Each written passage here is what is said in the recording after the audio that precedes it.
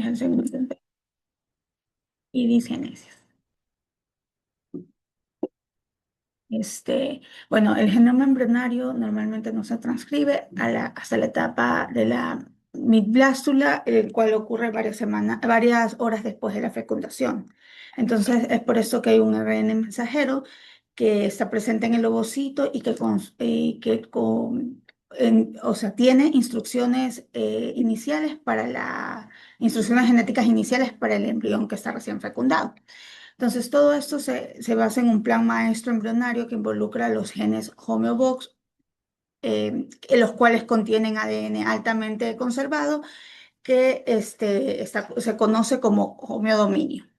Ese mismo le confiere a la proteína la capacidad de unirse o específicamente a ciertos segmentos del ADN.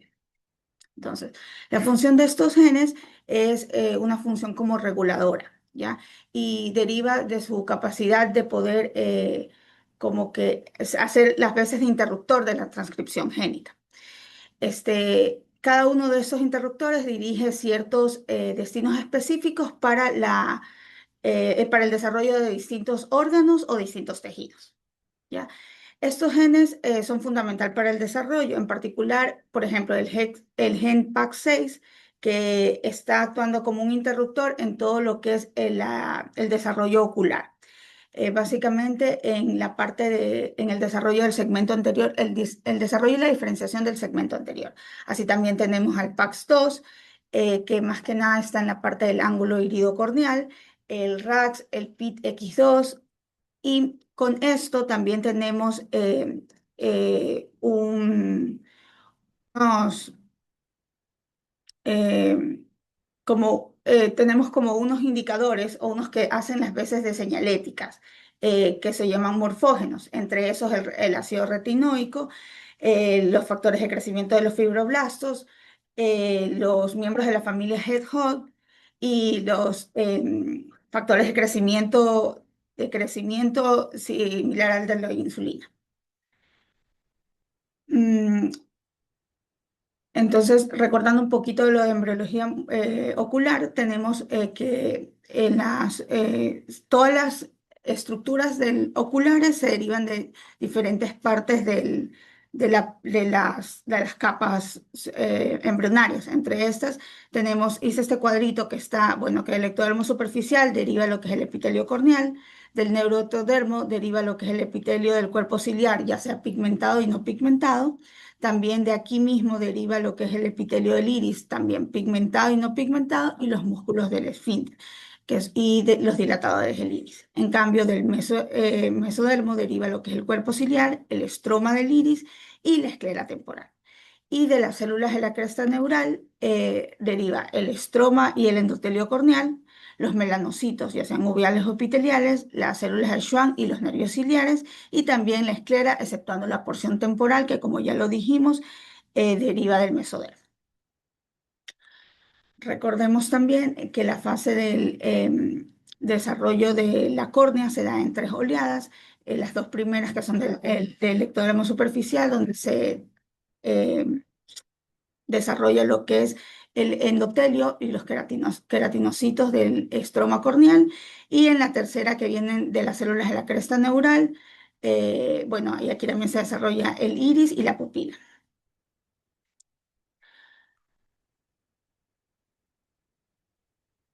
Entonces, para entrar un poco en el tema, hablemos qué es la digenesia. La digenesia es el desarrollo anormal o defectuoso de un órgano o tejido, generalmente durante la etapa embrionaria o fetal. Y en cambio, una mutación es un cambio permanente en una secuencia de ADN de un organismo. Esto puede ocurrir de manera espontánea o por factores ambientales afectando los genes, los cromosomas o todo un genoma completo. Este puede ser hereditario en las células germinales o en las células somáticas. Ahora vamos a hablar sobre ciertas anomalías oculares que, si bien no es parte de las digenesias del segmento anterior, las voy a mencionar porque están descritas en ciertos síndromes o anomalías que vamos a hablar, y están de manera acompañando. Entonces tenemos primero a la anoftalmia, la microftalmia y la nanoftalmia. La anoftalmia es una ausencia total de uno o ambos globos oculares que va desde el nacimiento. Entonces, su etiología puede ser genética o teratogénica. La genética es por mutación de los genes, eh, el PAC6, el RAX bueno, esta puede estar en síndromes complejos, presente en síndromes complejos, y en la parte teratogénica puede ser por radiación, por exposición a rubiola, toxoplasmosis o citomegalovirus durante el embarazo. En las formas de presentación de esta, bueno, tenemos una primaria, una secundaria y una consecutiva, que es, la primaria es una genesia del esbozo primitivo del ocular, la secundaria es una supresión del desarrollo del prosencéfalo y la consecutiva es una degeneración de la estructura ocular. La microftalmia igual es un globo ocular pequeño y desorganizado. Esto es importante porque lo diferencia de la nanoftalmia. Ya puede también igual ser uni o bilateral y esta patología, o sea, esta está muy presente en lo que es la trisomía 13. Está asociada también al leucoma corneal, a ángulo de cámara anterior inmaduro y a colobomas. La clasificación de esta también puede ser simple, compleja o también puede estar acompañada de un quiste orbital. Y la nanoftalmia es una disminución de la longitud axial del ojo, este, que no tiene ninguna otra malformación ocular, puede ser bilateral y se relaciona también a enfermedades sistémicas. Se suele asociar a un cristalino grande, a un engrosamiento corneal, por esto a una hipermetropía, derrame uveal, microcórnea, a glaucoma y estrabismo. Y se lo asocia mucho, se lo encuentra mucho en los síndromes de Kenny, el de Hallerman y el displásico óculo-dento digital. Ahora vamos a hablar sobre alteraciones de la córnea. Estas se dan según su forma y su tamaño y para esto es importante Ya recordar. va, disculpa que te interrumpa, Viviana. Este, ¿Dónde los veo? Ok. Em, ajá, ¿por qué consideran ustedes que el nanoftalmo, el microftalmo y el anoftalmo no son digenesias?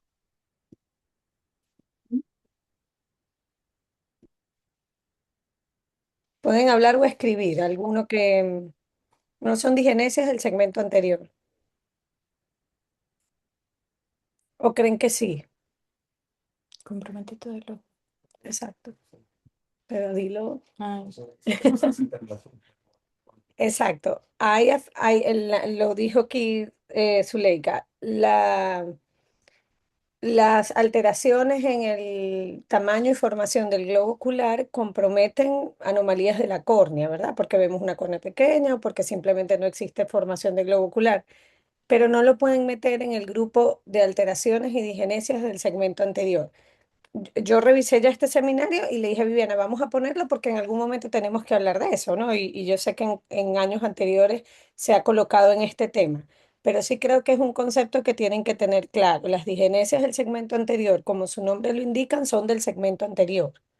Un anoftalmo, un microftalmo, un anoftalmo es afectación del globo ocular completo. Entonces, lo estamos viendo para conocer los conceptos, pero no los podemos meter en anomalías del segmento anterior porque es una anomalía del desarrollo del globo ocular completo, ¿ok?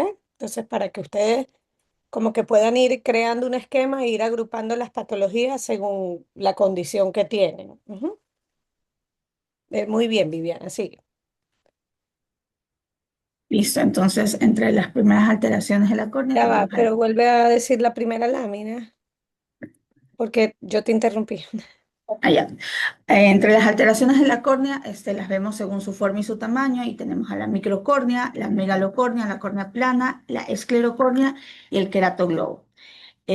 Bueno, aquí podemos ir recordando las dimensiones o sea, las dimensiones de la córnea que las he puesto aquí para para que podamos entender o hacer una buena descripción del anterior. Entonces, la córnea normal está entre 9,5 a 10,5 milímetros en el momento del nacimiento. Ya a los 2 años de edad es de 10,5 a 12,5 y proporciona más o menos en su queratometría 43 dioptrías. En este caso, la microcórnea está al momento del nacimiento es menor a 9 milímetros y a los 2 años menor a 10 milímetros. Y usualmente en la queratometría la vemos plana. En cambio, la megalocórnea es mayor a 12 milímetros al momento del nacimiento, mayor a 13 milímetros al momento, como a los 2 años de vida, y eh, usualmente está un poquito, como un poco más curva. ¿Ya?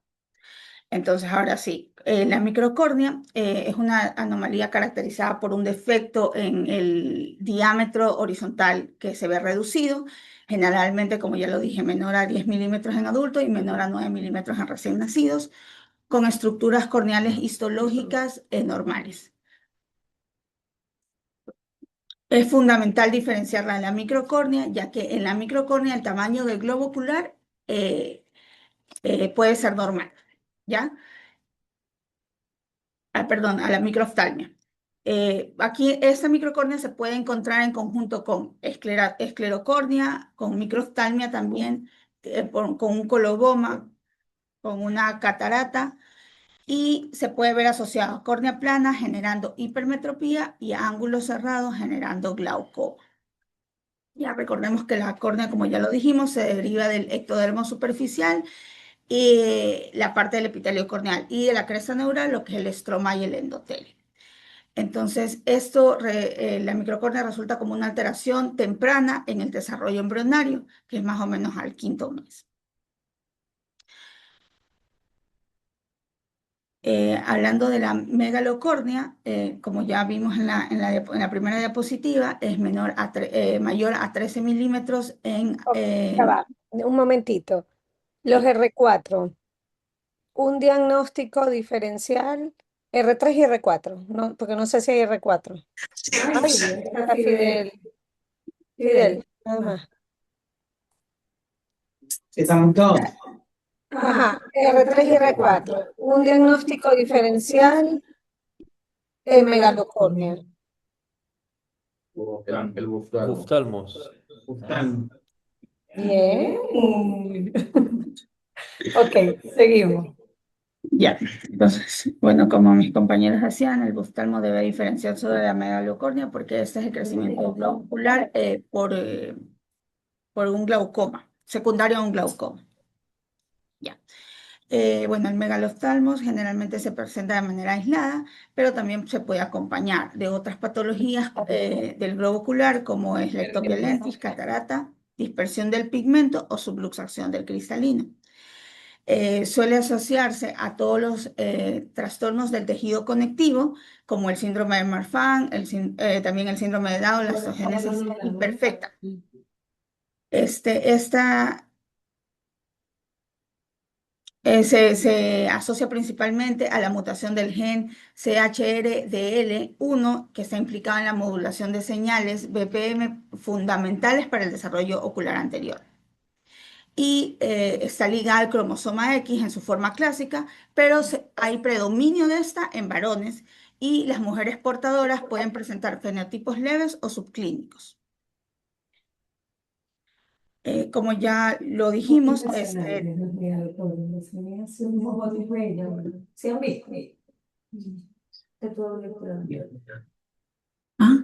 sí, ya. Como ya lo dijimos, entre sus manifestaciones tenemos el diámetro corneal aumentado, y simétrico, la córnea siempre está clara, normalmente no hay edema, la cámara anterior se vuelve profunda, el ángulo iridocorneal se vuelve amplio, hay un astigmatismo elevado y una hipermetropía. El diagnóstico se lo realiza por medición del diámetro corneal horizontal y también por la biomicroscopía o por la gonioscopía. Se puede solicitar también una biometría ocular para descartar el buftalmos. Al igual que la microcórnea, la megalocornea plantea retos en la cirugía ocular o en las cirugías, porque tenemos las ónulas laxas, porque es más difícil el cálculo del lío, se vuelve más complejo y hay un riesgo de descentramiento del mismo lente intraocular. No existe un tratamiento específico para reducir el tamaño corneal y el manejo se centra en la corrección de los síntomas, que puede ser la corrección refractiva, la vigilancia del glaucoma cuando se ve asociado y el manejo quirúrgico de las patologías asociadas.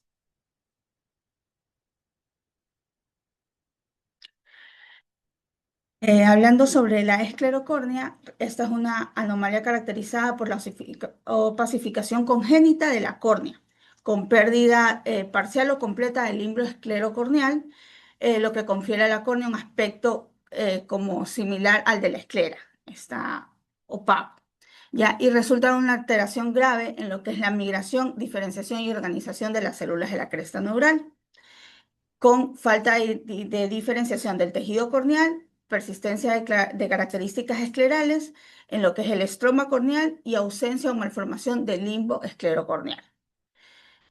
También este suele asociarse a otras manifestaciones o malformaciones oculares. Esto se puede clasificar en parcial, que es periférica, cuando la opacidad predomina en lo que es la periferia de la córnea. El centro corneal normalmente en esas relativamente está claro y la agudeza visual es variable. Esta tiene un mejor pronóstico visual. En cambio, la esclerocornea total es la opacidad total de la córnea. Esta es difusa. Hay ausencia del limbo y la agudeza visual normalmente está muy comprometida. Por ende, esta tiene un peor pronóstico visual que la anterior. La esclerocornea raramente es aislada y suele asociarse a anomalías como la anomalía de Peters, el síndrome de Axenfeld-Rieger, la aniridia, también se suele asociar a colobomas o a cataratas congénitas. También se lo ve mucho en las malformaciones del ángulo iridocorneal. La asociación con el glaucoma congénito es muy frecuente y este representa la causa más importante para dar un pronóstico. Cuando hay un buen manejo del glaucoma corneal, el pronóstico es un poco un poco mejor. Ahora vamos a hablar sobre la córnea plana. Aquí en la córnea plana es una anomalía caracterizada por una disminución marcada de lo que es la curvatura corneal. En esta patología vemos alteraciones del gen QERA, que regula lo que es la producción de los protoglicanos, en especial la del queratocamo. ¿Ya? Y aquí hay una córnea oblata, ¿ya? Y la curvatura corneal es más o menos de 20 a 30 dioptrías, cuando recordemos que en la diapositiva que mostré, la queratometría normalmente es de 43. Y también recordemos que en los niños está un poco, por naturaleza, los bebés vienen con una curvatura un poco mayor que se va aplanando poco a poco, pero igual en ellos también se encuentra disminuida. Y por ende, por esta curvatura corneal plana hay una hipermetropía. Esta patología también se asocia a lo que es la esclerocornea. También vemos un arco lipoide, la asociamos a colobomas y a cataratas.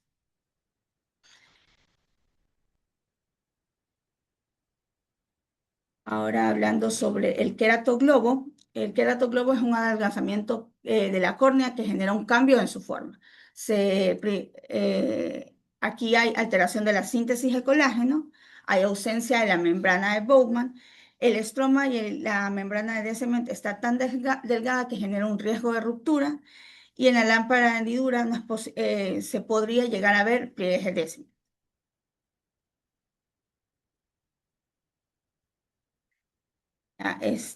Entre sus manifestaciones clínicas, aquí tenemos como el adelgazamiento corneal extremo, a un astigmatismo irregular severo, una miopía alta y la cámara anterior suele ser profunda.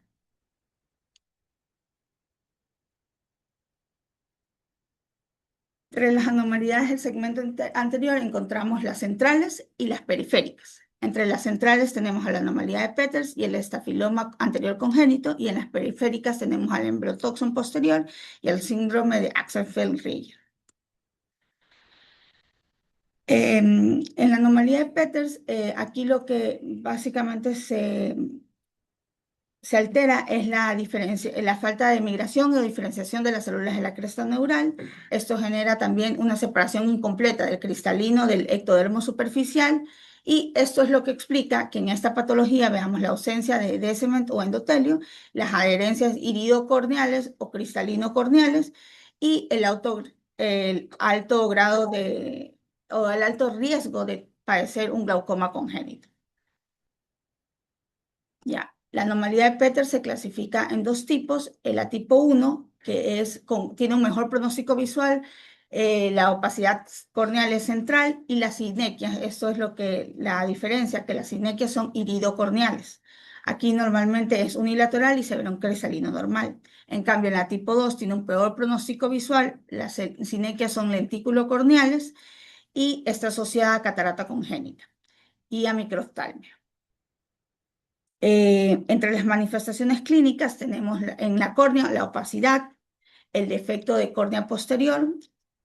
En la cámara anterior vemos una cámara poco profunda o ausente, y hay muchas sinequias anteriores. En cambio, en el iris lo vemos hipoplásico, vemos también una coreoctopia generada por el iris y adherencias en el área opaca.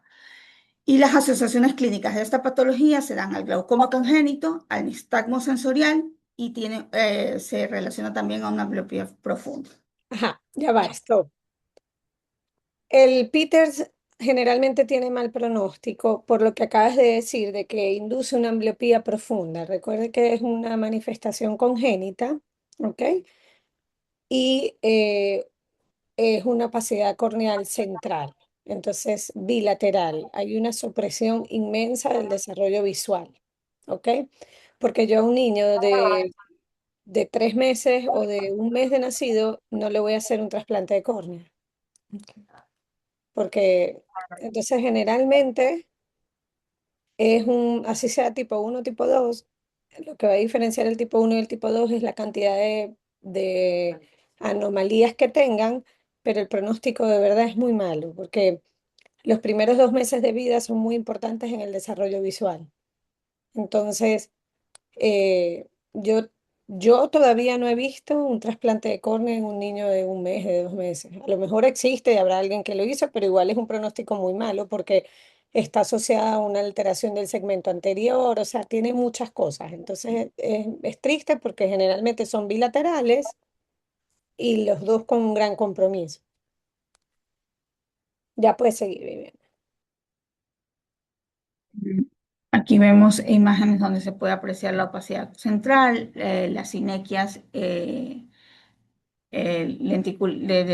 cristalino bueno, aquí es el iris a la córnea. Eh, bueno, este es un caso clínico que encontré en el que presentan un caso de un neonato nacido por parto eutóxico, no, pero era por un parto distóxico. En el embarazo todo estuvo normal, nace a las 39 semanas, no hubieron enfermedades o patologías en la madre ni antecedentes de la madre en la historia clínica que se le realiza. Al momento del nacimiento es la imagen superior, donde se alcanza a apreciar un leve leucoma corneal bilateral. Por esta razón se le hacen estudios en donde en la paquimetría encontramos un grosor corneal de 266 micras.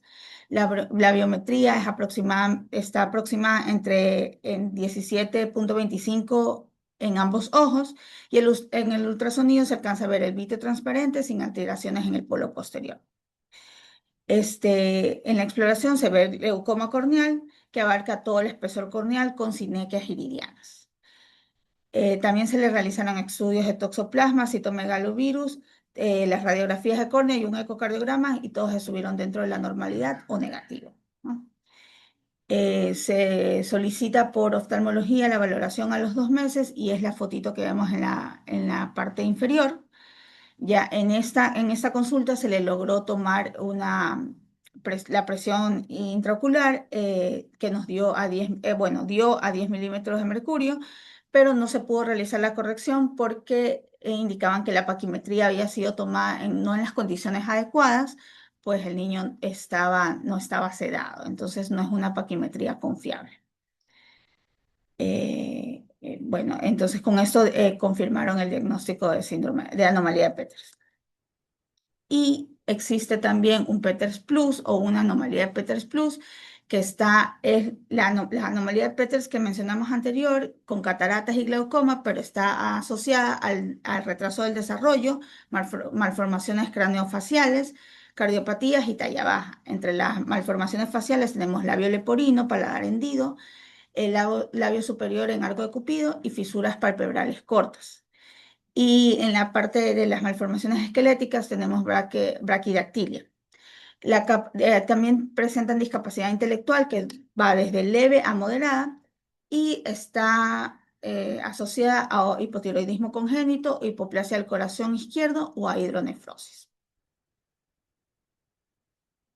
Y aquí hay otras imágenes donde también se puede apreciar la opacidad corneal en este pacientito. Y como otra de las patologías, tenemos al estafiloma anterior congénito. Ya, este es una protrusión ectásica de la córnea central opacificada y revestida por tejido uveal. Esta patología o esta anomalía suele presentarse de manera unilateral y se asocia a disminución de la visión por el compromiso corneal que se encuentra. Y también está asociada a glaucoma. El pronóstico depende del grado de desorganización de todo el segmento anterior. Y entre sus manifestaciones tenemos que el estroma está engrosado, vascularizado y fibrosado. Hay alteraciones en la membrana de Bowman y del epitelio. Normalmente hay ausencia de la membrana de Descemet y del endotelio y la masa anterior protuyente es oscura y hay una ausencia del limbo corneal. El pronóstico de esta patología está dado por el grado de desorganización que haya en todo el segmento anterior. ¿Ya? Y debe de diferenciarse del el estafiloma adquirido porque en este no hay inflamación o una infección, sino el defecto del desarrollo primario ocular.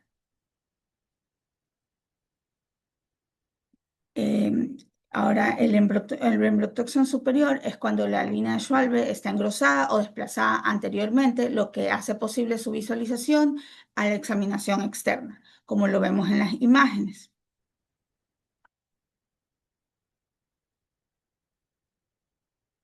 Está también igual, está por el la falta del desarrollo parcial, o sea, el fallo parcial en la migración de la diferenciación de las células de la cresta neural. Hay un mal posicionamiento, como ya lo dije, de la línea de Schwalbe y está dado por la alteración del desarrollo del ángulo anterior. Por esto es considerado parte de las disgenesias del segmento anterior. Como ya lo dije, es visible a la biomicroscopía y hay la apariencia del anillo que vemos en las imágenes, un anillo blanquecino periférico. Disculpa que te vuelvo a interrumpir, pero es para ir poniendo los tips según el tema. Aquí me pregunta Zuleika si puede influir en alteración de la malla trabecular. Sí, porque sí puede influir porque el, está aumentado el grosor de la línea de Schwalbe. Ajá. ¿Y son glaucomas que se ven en qué momento de la vida, generalmente? Puede influir como puede que no influya, pero sí puede desarrollar un glaucoma futuro. Hay algunos glaucomas juveniles que están asociados a embriotoxón posterior. No quiero que con esto piensen que todos que las personas que les veamos esa manifestación lo van a tener. Pero sí, lo que tú dices es verdad. Puede haber engrosamiento de la malla trabecular y alteración en el flujo del humor acuoso. Ajá. La mayoría de las alteraciones, o específicamente las displasias del segmento anterior típicas, todas vienen asociadas con glaucoma, las típicas. Ujú. Porque, como tú lo dijiste al principio, está alteradas las estructuras del ángulo. O sea, si yo tengo una cámara estrecha o tengo una sinequia, el ángulo va a estar generalmente afectado. Ujú. Este embryotoxin también se lo puede encontrar en el síndrome de Alagille, en el que vemos en las fotitos del niño, es muy evidente o es el típico rostro del síndrome de Alagille, y entre el 78 y el 80% de pacientes que padecen este síndrome presentan embryotoxin posterior y obviamente la prominencia de la línea de Schwalbe.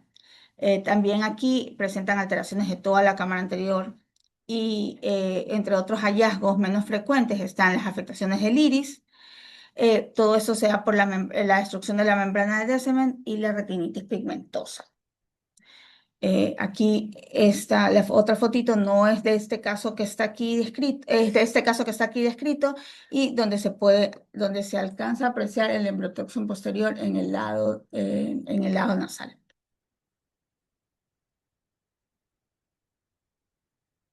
Ahora, para hablar del síndrome de Axenfeld-Rieger, tenemos que diferenciar que hay la anomalía y el síndrome de Axenfeld y la anomalía y el síndrome de Rieger. La anomalía de Axenfeld está dada por embryotoxin posterior y bandas iridianas adheridas a la línea de Schwalbe, mientras que el síndrome es cuando está esta anomalía, pero se le suma glaucoma. ¿Ya? En cambio, la anomalía de Rieger está dada por anomalías o hipoplasias del iris, y el síndrome, en cambio, está asociado a las anomalías de Rieger más anomalías dentales, craneales o esqueléticas. Y ahora sí, para hablar del síndrome Ok, de Axenfeld. recuerden que la anomalía es una estructura alterada específica y el síndrome es un conjunto de manifestaciones que se dan con una misma anomalía.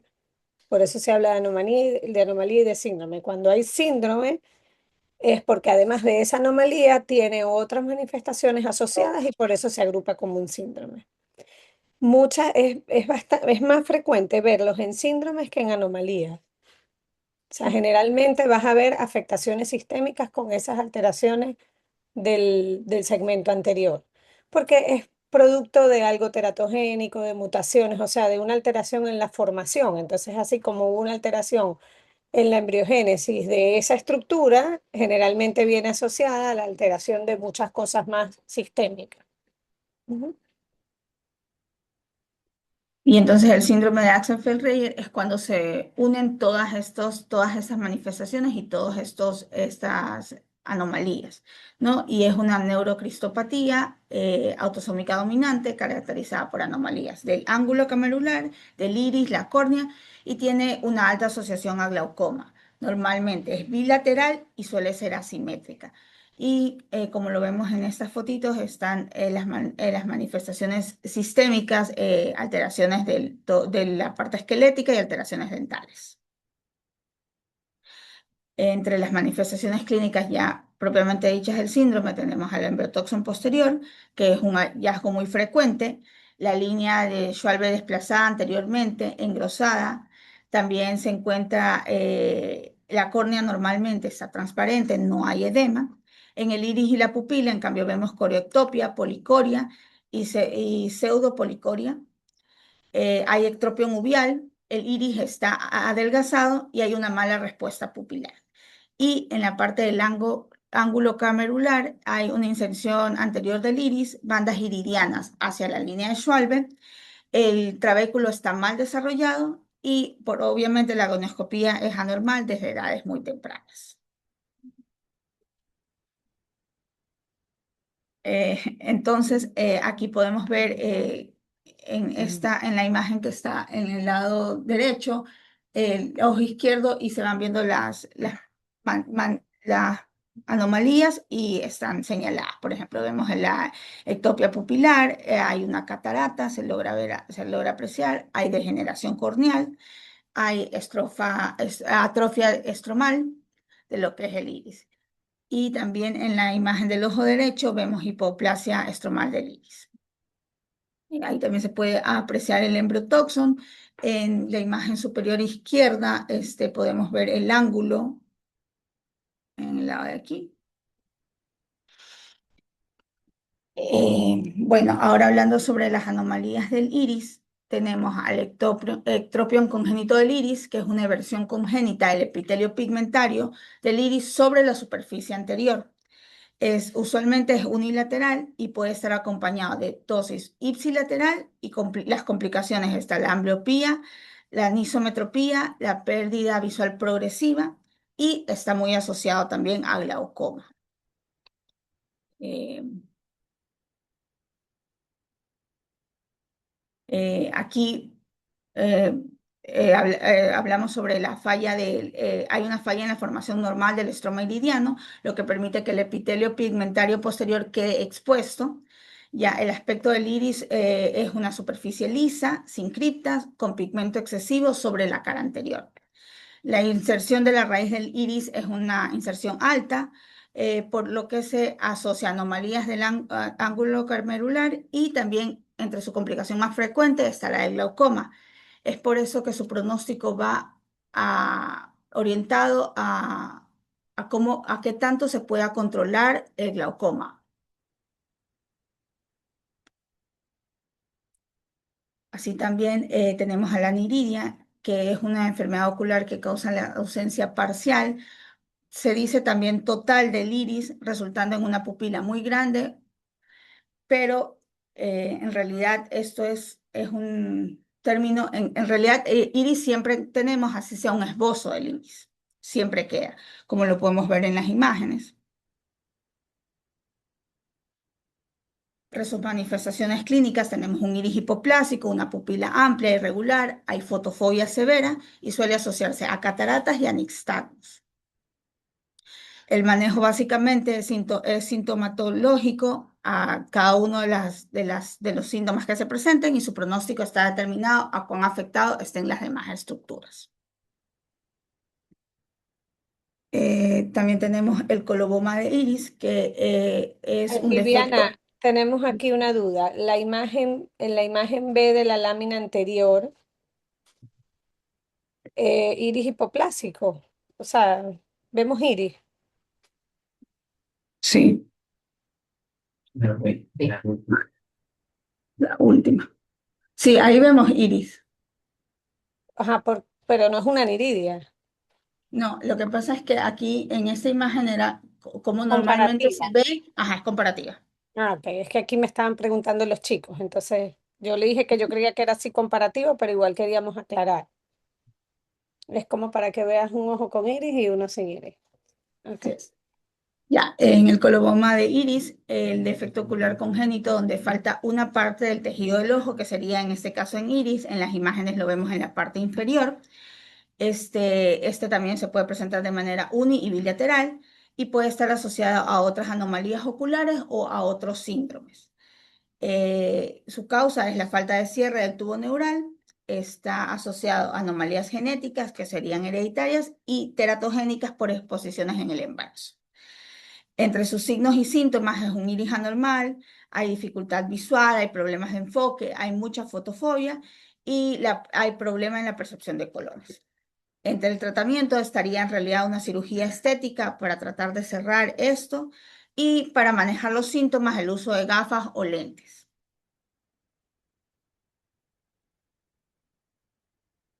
Ya, y entre las anomalías de pupila, las voy a nombrar porque me dijeron que Nicole también iba a hablar de estas.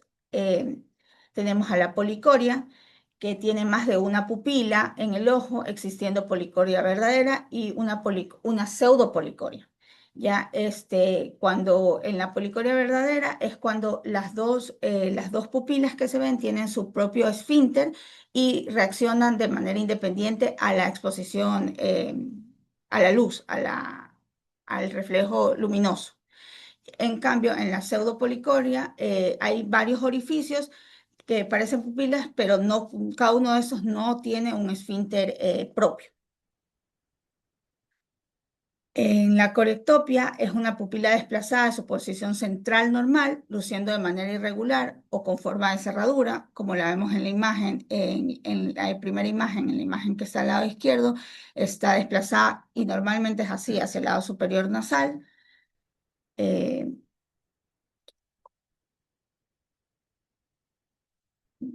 de ahí, uy, bueno, aquí voy a hablarles ahora sobre las anomalías del cristalino. Tenemos el coloboma de cristalino, que sería un defecto ocular congénito, donde falta una parte de cristalino, como lo vemos aquí en las imágenes. Normalmente está a nivel de las zónulas de zinc, suele ser unilateral y se localiza generalmente a nivel inferior nasal en la línea del ecuador del cristalino. Este se puede estar asociado a otras malformaciones oculares o también a otros síndromes.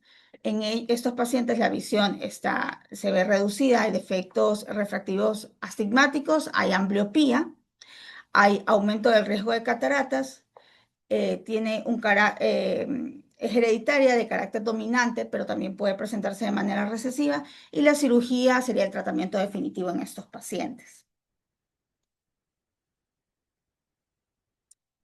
Y finalmente sobre la ectopia lentis, que es un desplazamiento del cristalino, no se ve la otra imagen. A ver, Bueno, voy a hacer una pregunta sobre la ectopia lentes. ¿Ustedes consideran, Andrea no puede responder, porque eso lo hablamos ayer. ¿Ustedes consideran que la ectopia lentis es una displasia?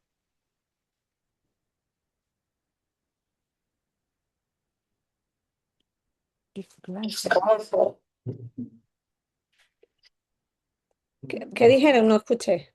Doc, Dime, más que todo es como que un desplazamiento. ¿es una displasia o no es una displasia? No, Muy bien, ¿por qué? porque en este caso el desarrollo, o sea, la displasia es el desarrollo anormal del tejido como tal. Y Exacto. acá es Es una una posición condición anormal. mecánica. Ajá. Muy bien, Fidel, exacto. Está desplazado. Yo les hago mucho énfasis porque cuando yo estudié este tema de residente me causaba mucha confusión. Incluso ayer, hablando con Andrea durante las cirugías, porque claro, estas son clases que ya han sido dadas antes en otros años y quería conocer más o menos el enfoque. Entonces, sí, es verdad. Por eso, desde el principio de la clase, yo les dije, no todas las anomalías del segmento anterior son displasias. Entonces, sí, muy bien. La ectopia lentes es un cristalino que está bien y es un segmento anterior que está bien. El problema es mecánico a nivel de la zónula. ¿Sí me explico, no? ¿Y dónde más lo vemos? En Marfan. Eh, pero, pero Marfan. lo dices bien, en Marfan. Positive. Típico de los marfanes. O sea, si ustedes ven una ectopia lentes, tienen que descartar marfan. Tienen que pensarlo porque es lo más común. Ok, termina ahí y ya al final les hago otra pregunta. Pero bueno, bien, te felicito. entonces, como dijimos, es un desplazamiento del cristalino, por mutaciones que afectan las zónulas de zinc y el cuerpo ciliar, que son las que mantienen el cristalino en su posición normal. Entre sus síntomas tenemos la disminución de la agudeza visual, la miopía, el astigmatismo. También puede existir diplopia y facodonesis e iridonesis. Suele estar asociada a otros trastornos oculares como el glaucoma, la catarata precoz y también a síndromes sistémicos como todos los que afectan el tejido conectivo, el síndrome de Marfan, el Ehlers-Danlos, la homocistoinuria y está, como ya lo dije, está asociado a alteraciones en lo que es el tejido conectivo. Y su tratamiento es la lensectomía o la fijación escleral o iridiana de lente intraocular y los anillos capsulares, pero esto es solo en casos seleccionados.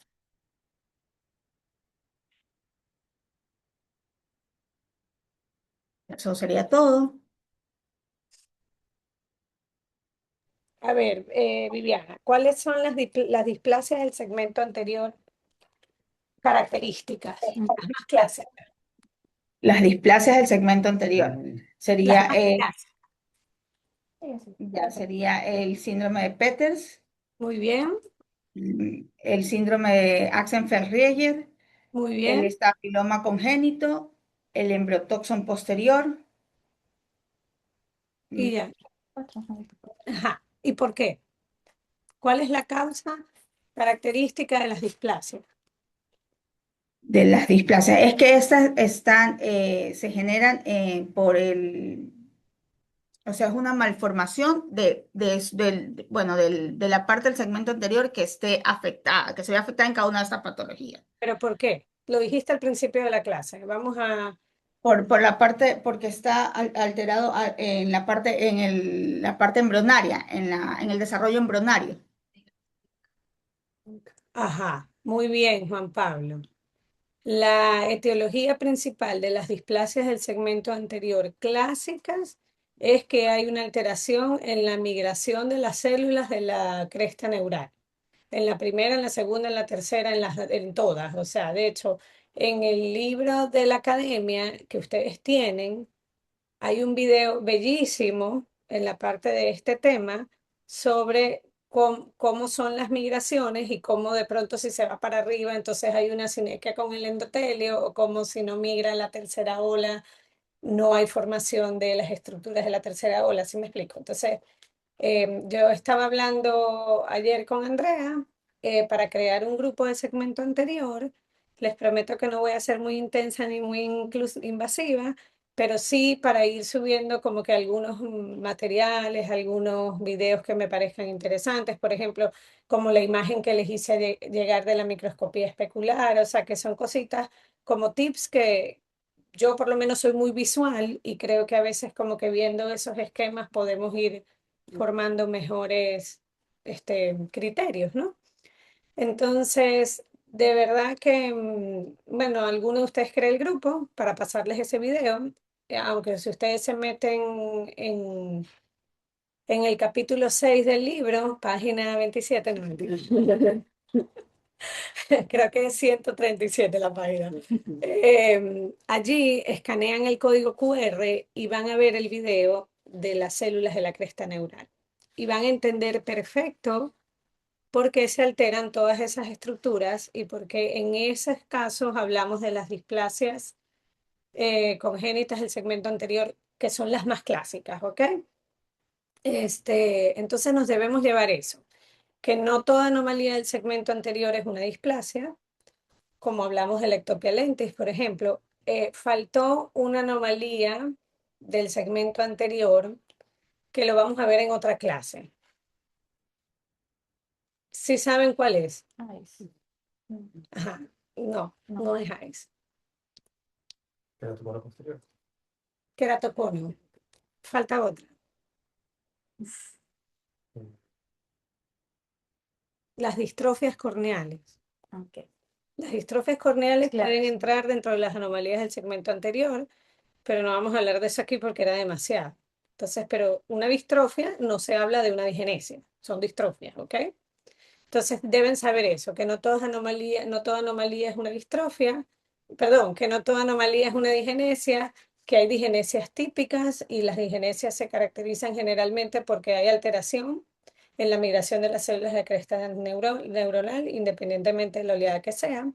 En las otras a veces está asociada a mutaciones genéticas específicas, ¿ok?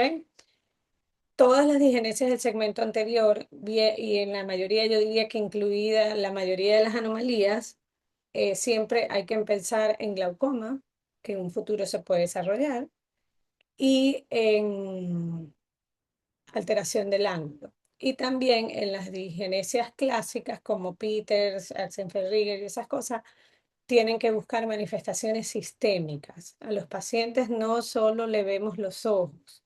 Generalmente los que rotan conmigo ven que a veces les veo las manos, a veces veo el cuello si está engrosado por una tiroides, o sea, uno va hablando con ellos y los tiene que ir viendo, ¿ok? Porque a veces nos enfocamos solo en la lámpara de hendidura, pero tienen más cosas.